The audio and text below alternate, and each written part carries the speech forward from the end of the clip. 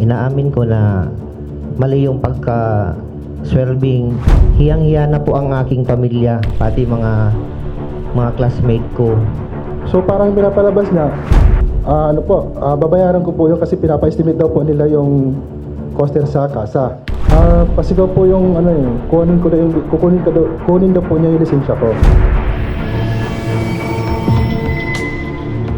Hi everyone! Humingi na ng tawad ang kamote na nasa viral video na pumasok sa bus lane. At nagkwento naman ang driver ng bus carousel nang nangyari sa kanya pagkatapos ng viral video. Sa video na ito ay panoorin natin na tila sinisisi pa ang driver ng bus carousel sa isang insidente na malinaw pa sa sikat ng araw. Panoorin natin ang video na ito. Nagumpisa ang video sa paghingi ng tawad ng pulis kung saan ay inamin niya na mali ang kanyang nagawa. Humihingi po ako, sir, ng taus-pusong pasensya po sa nagawa kong kamalian.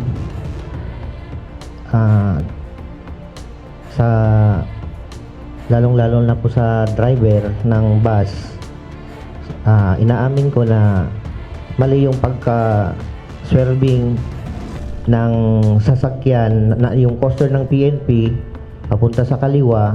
Kukuha lang daw sana ng pasahero ang minibus, pero hindi ibig sabihin nito ay hindi na tayo magiging maingat sa pagmamaneho. Ang sa akin lang naman po ay kukuha lang po ako ng mga pasahero kasi po nakatasking po ako sa libreng sakay nung araw na yan na programa po ng DOTR.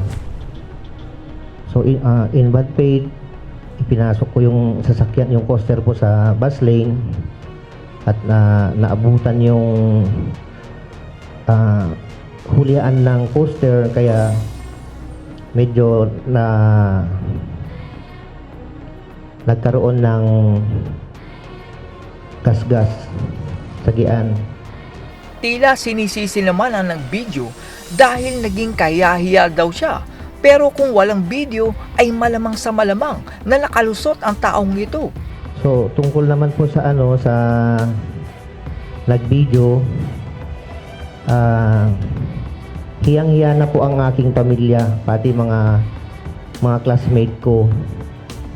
Kasi puros negative lahat yung naging feedback bagko sa ating pagtatrabaho, pagsasakripisyo para lang maihatid yung mga pasahero natin. Hindi nila inisip yung aming mga sakripisyo. Madaling araw pa lang yan, nandyan na kami sa lansangan para lang makapagserbisyo. Salamat po. Ikinuwento naman ng driver ng bus carousel na mabagal lang ang kanyang takbo nang may biglang lumikong sasakyan sa bus lane. Pagbaba po ako ng flyover nung Santulan, Santulan. Dahan-dahan po yun, mga 30 to 20 kilometer. Ngayon po, may isang sasakyan po, hindi ko po siya agad napansin na police po yung nagdadala. May isang sasakyan po na biglang swerving papunta po doon sa lane ng busway. Kaya ko po siya nabangga. Ito po yung mali sa pulis dahil kinuha ng pulis ang lisensya ng driver ng bus carousel. Pero tanging ang LTO at officer ng MMDA lamang ang pwedeng kumuha ng lisensya. Tapos po, pagkatapos po nung bangga, kinukuha po yung lisensya ko ni sir, yung nagmamaneho po ng coaster. Sabi ko po sa kanya, hindi ko po ibibigay hanggat wala pong dumadating na enforcer. Yun po ang sabi ko. Pinipilit po niyang kunin pa rin po. Kaya po si Ma'am Mayani po, ay hindi ko po siya alam na naglabas po siya ng cellphone at nag-video po. Ikinuwento naman ng bus driver na bumaba ang pulis na tila galit habang hinihingi ang kanyang lisensya. So, ang bumangga sa'yo ay isang PNP coaster, tama ba? Opo, PNP coaster po. Yung bang driver ng PNP coaster ay nandito sa harapan natin ngayon? Opo sir, nandito po. Anong ginawa nung taong yon nung nabangga yung coaster, nung nabangga yung bus ng coaster? Bumaba po siya. Tapos po, pumunta po siya sa harapan ng bus ko para kuhanin po yung lisensya ko. At bumubulong ba siya? Sumisigaw ba siya? Nagsasalita ba siya? Malumanay ba siya? Anong nangyari? Pasigaw po yung kunin daw po niya yung lisensya ko. Lisensya, sabi ng gano'n. So, galit siya. Medyo galit po sa akin. Hinihintay naman ng driver na may dumating na enforcer bago siya lumabas ng bus dahil baka kung ano ang mangyari sa kanya. Sabi tayo na totoo dito na nakikinig ang taong bayan. So, galit siya, tahimik siya, paano niya sinabi? Galit siya? Galit po sa akin. Okay, anong ginawa mo? Tuloy mo lang, wag mo na akong pagtanungin. Tuloy mo lang. Hindi po ako lumabas ng bus kasi po baka magkaroon ng Hinintay ko lang po na may dumating po na enforcer. Saka po ako lumabas ng bus. Pagkatapos na nangyari, ay dinala sila ng MMDA sa Traffic Bureau upang maimbestigahan. Tapos po, pagkatapos po dun sa pagkabanggaan na po na yun, dinala po kami ng traffic ng MMDA sa Traffic Bureau para doon po imbestigahan. Saan Traffic Bureau? Ng PNP o ng MMDA? C5 sa mailalim ng tulay ng ng Katipunan. Pinagawa daw ng salaysay ang dalawa, pero ang lumalabas sa investigasyon ay itong bus driver pa ang may mali. Tapos? Doon po kami gumawa ng report. Doon po kami pinagawa ng report. Pinaliwanag ko po doon sa police doon at gumawa po kami ng salaysay. Parang lumalabas po na ako pa po yung may kasalanan. Hindi naman nagkasundo ang bus driver at pulis dahil ang gusto kasing mangyari sa driver na ito ay siya ang magbabayad ng mga damages. Nagkasundo ba kayo nung nandun kayo sa traffic investigator?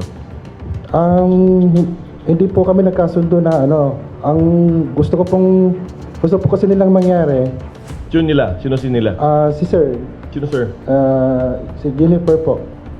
Sino? Itong sarento nasa kanan ko? Opo, na isitin na lang po. Ang sabi ko po, hindi ko po makakapag-decide. Kasi po, yung bus po, hindi po sa akin. At sa huli, ay ito pa daw bus driver ang pinagbabayad ng basag na windshield ng kanyang bus. At pati doon sa mini police bus, ay pinagbabayad din itong driver na ito. Kawawa naman talaga si kuya. Nagbabayad ka ba niya nung Opo Sergeant po. Bredico? Nagbabayad ka niya? Sabi ko po sa kanya, yung bus po nga, pinapacharge po sa akin yung basag na windshield. Ang sabi niya sa akin, pati yung binangga mo, isama mo din. Sabi niya ganon. So parang pinapalabas niya,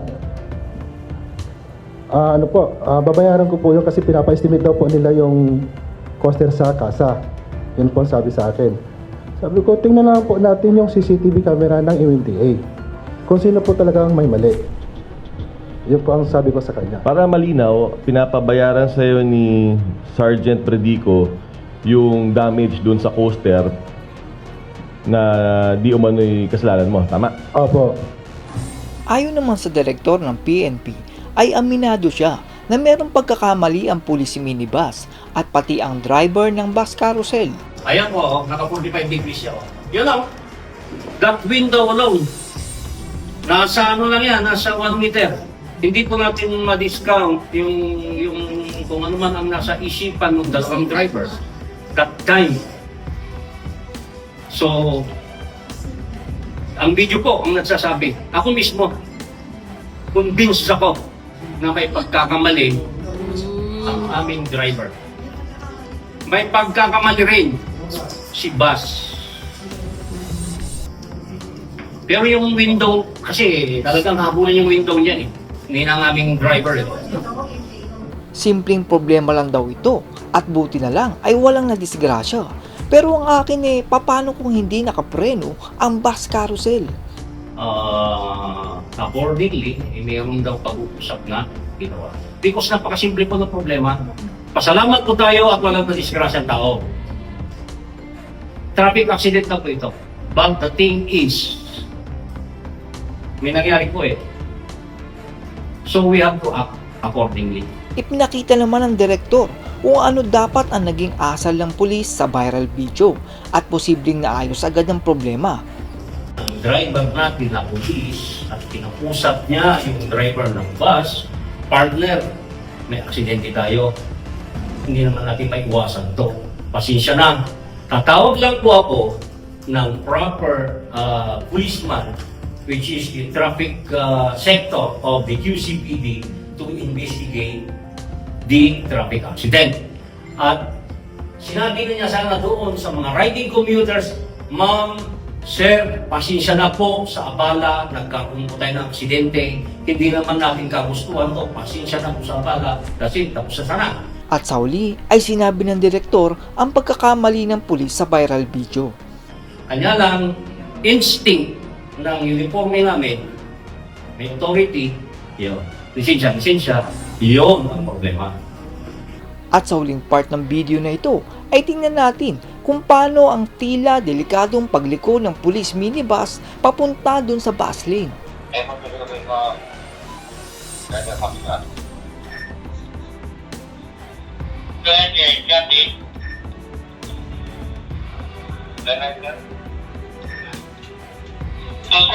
Between 2 miles along 9th Street, corner westward. At yan po ang update sa nangyaring pagpasok ng kamote sa bus lane. Sibak na sa pwesto ang pulis pero ang ibig sabihin nito ay lilipat lang siya sa ibang posisyon. Mahaharap daw siya sa administrative case pero tingin ko ay hindi nauusad ito dahil mukhang humingi na din ng tawad ng pulis sa driver. Nagpapasalamat ako kay Sir Ralph Calinisan dahil tinutukan niya ang kasong ito. Marahil ay kung noong araw ito nangyari ay baka binaliwala lang ito ng iba. Pero si Sir Ralph Calinisan pa ang nagpunta upang imbestigahan ang pangyayari. Hindi naman po lahat ng pulis ay katulad nung nasa viral video. Marami pa ang mabubuti at handang maglingkod para sa bayan kung saan ay handa silang iaalay ang kanilang buhay. Ipagpatuloy po natin ang pagkuha ng video dahil ang kamera ay isang sandata na pupuksa sa mga mapagmalabis sa kanilang katungkulan. That's all everyone. Salamat sa inyong panonood. This is Chuck and you're watching Bike Drone.